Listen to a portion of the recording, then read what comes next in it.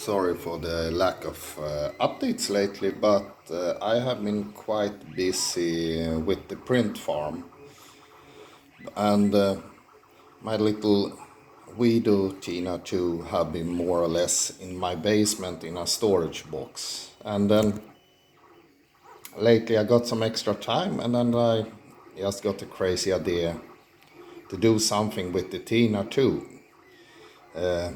To be honest, it's quite a terrible printer from start because everything is shoved in this plastic case you can see here.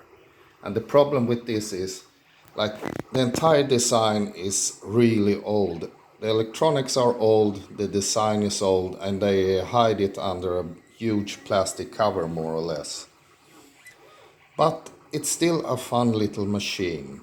But the problem with it is, like, anytime you're going to do something, if there's something problems with a bearing, hot end or whatever, it's a pain in the, yes, you know, to get there to fix it. So I got an idea to just make some simple Prusa style printer of it, and more or less the only thing we have removed is this and the top cover. And I at least think it's a lot cooler this way. And if you're thinking, oh, how about stability compared to original? You should really know that they just stick the rods loosely into these holes here. And the entire top can jiggle quite a lot on the sides and on the top, and the same with the base. So this is actually more stable than the original.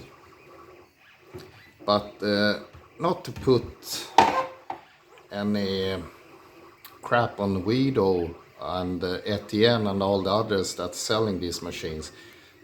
For the right price, they're quite fun little machines. But you should keep in mind that all of the components on them are very low cost, low quality. So you will usually have to replace them quite quickly with some better quality ones. And especially is the sensor and the fan. The cables wear out quite quickly on it.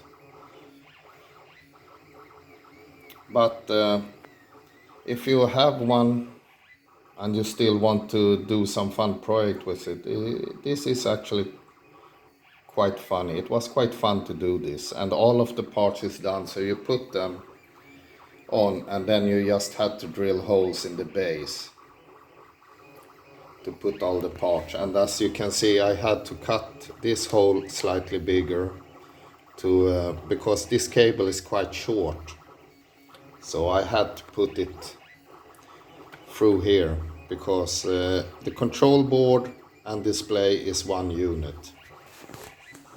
But if you're interested in the project, keep an eye out on the channel, and I will try to update when I'm releasing them, more or less.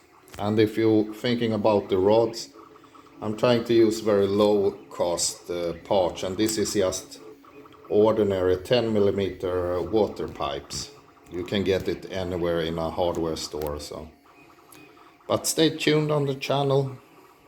I just wanted to update my little crazy project with the Tina 2, and I think it's really funny this way.